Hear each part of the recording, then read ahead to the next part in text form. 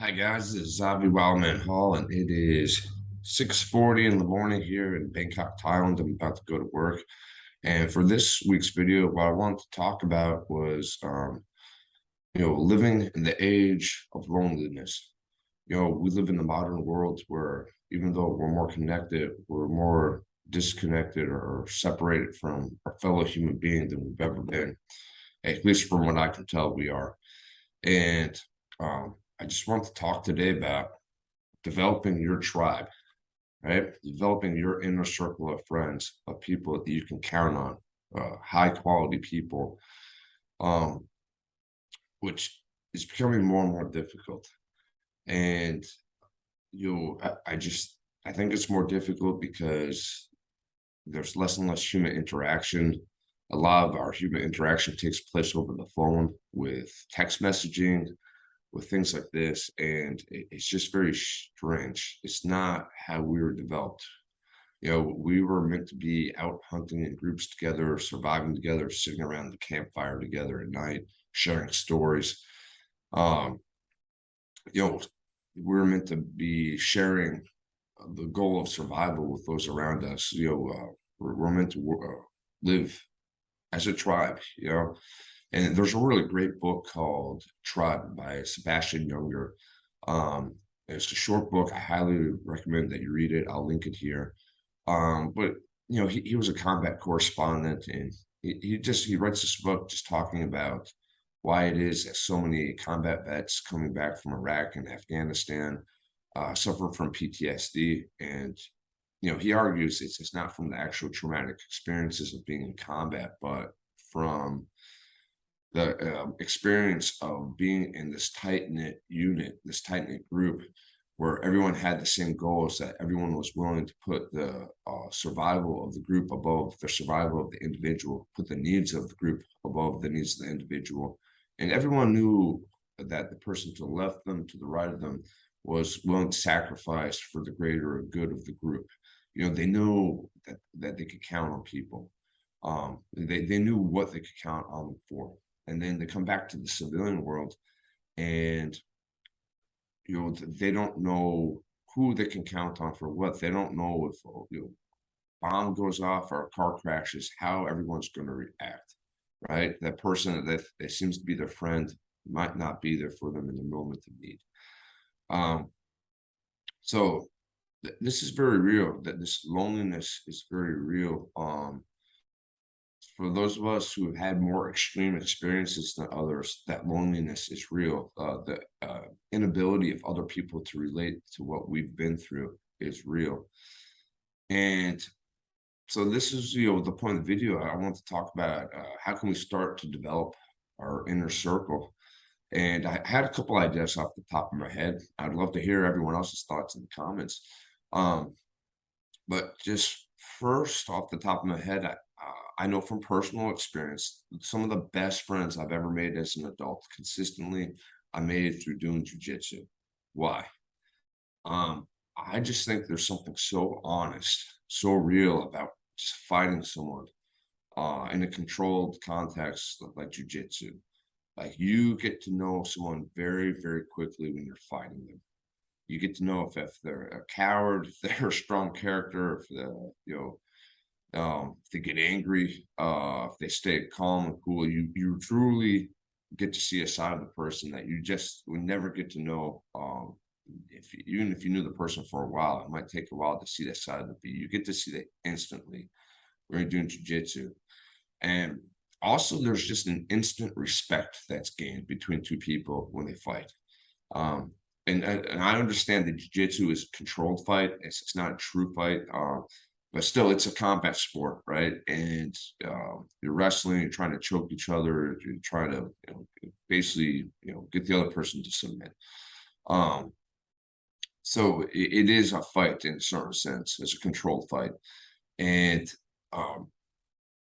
yeah, just there's an instant respect that is gained when you're able to overwhelm someone or beat someone or better them.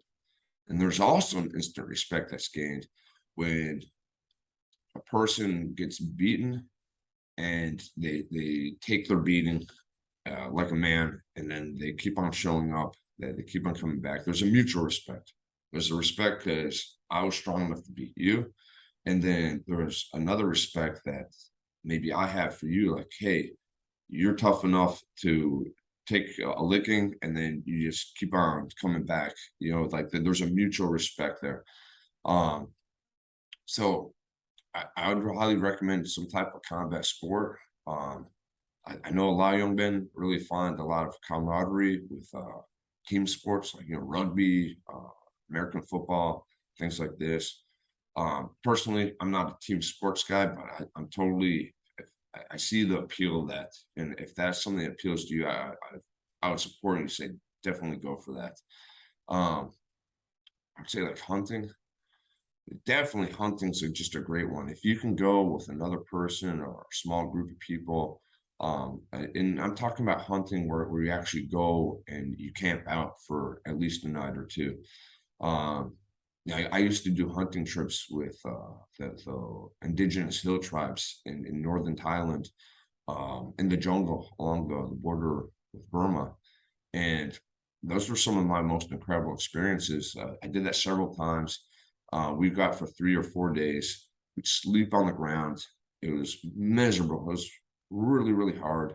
The only food we brought with us was rice and a few spices. So basically, the only meat or real food we got to eat was what we shot. We had guns, we had shotguns, and we ate a lot of squirrels. Being dead serious, we shoot the squirrel, cut it up, put it in the stew, and then we'd all sit around with banana leaves, these large, large banana leaves on the ground. And then we just sit there, and then out of one pot of soup, we'd all, and just one thing of rice, we'd all just sit there and eat out of the same pot together. And it was just this incredibly awesome experience because you're out in nature, you're surviving with other men. Um, it's very real. Like what you kill is what you get to eat. So it takes on a lot of meaning. Like when you finally see an animal appear and you get to shoot it, bird, squirrel, whatever it is, there's mostly small animals. Um, you go from having been bored for hours on end, just sitting still for hours on end, to all of a sudden you go 0 to 60, you get hyper focused, you're aiming, you're trying to get that shot while you still can. And then when you get the shot, oh my God, it's the best feeling in the world because now you know that you get to eat meat tonight. That's real food, that's real nourishment. So it's a very real experience, very real. Like it gets you back in touch with reality, surviving. Where does my food come from? What is the meaning of food? And I mean, we hiked out hours into the jungle. We're talking 4 hours in the jungle, up hills, down hills. After the first day, your legs are just killing. They're just aching. You're hungry, you're tired. The ground is completely uneven. Bugs are eating you alive. It's miserable. Yet, I continued to keep on going on these trips because every time I came back from them, I just felt so grateful. I was grateful for things I didn't even know I was grateful about. I got back and I was grateful just to have a roof over my head. I was grateful that the ground was actually just flat. So um yeah, I highly recommend hunting. Um, you know, I would recommend finding activities where you can meet like-minded individuals, like-minded men. And then lastly, I'd recommend trying to do something similar to what I'm doing right now. I'm a teacher, but I'm also many things. I wear many hats, and right now is YouTube. I'm making these videos and hopefully sharing some of my ideas and some of my thoughts and knowledge. Um, so my point is this: is try to find some way to add value to the world. And if you feel that you're a person who doesn't have much to offer, you always have your time to offer. You always have the ability to volunteer somewhere, even if it's at a soup kitchen, um, or animal shelter, or whatever it is. That there's always a need for volunteers. Maybe be a volunteer firefighter, volunteer paramedic. Uh, And by giving back to your community, to giving back to around you, you're gonna find that you're gonna start to attract those high quality people into your life. Um, because at the end of the day, there's the saying that you are the summation of the five people closest to you, right? So, um, when you're growing up, that might be like your parents, your siblings, and maybe one or two of your best friends. And then as you get older, become a teenager, your peers become more of an influence. And then as an adult, uh, we get to choose, we have to go to work, and sometimes we don't have a choice who we interact with at work, but our personal lives, we get to choose what activities we do, what environments we go into. Like, are you going to a jujitsu gym or are you going drinking at the bar? You're going to meet two very different types of people.